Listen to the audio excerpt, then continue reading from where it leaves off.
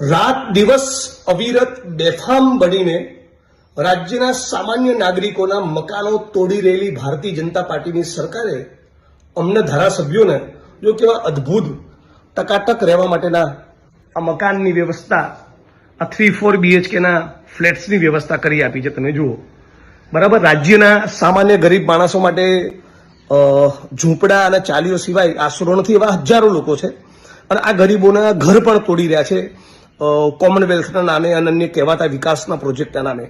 તો વિડીયો ખાસ એટલા માટે બનાવી રહ્યો છું કે ફરી એકવાર એ વાતનો ટકોરો મારીને કહેવા માંગુ છું કે આ ફ્લેટ્સ, આ વિધાનસભાના તમામ સદસ્યોને આપેલા મકાન એ રાજ્યના નાગરિકોના ટેક્સનો પૈસો છે.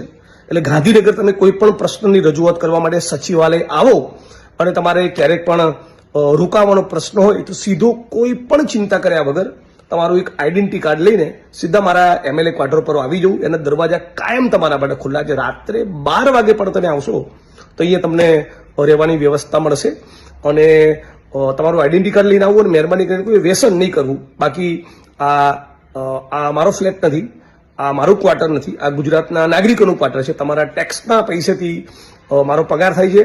તમે જ મને ચૂંટીને મોકલો છો. એ વડગામ વિધાનસભાના લોકોએ કે આખા ગુજરાતના લોકોએ બધા માટે કહું છું, ગમે ત્યારે આવીને તમે અહીંયા રોકાઈ શકો છો.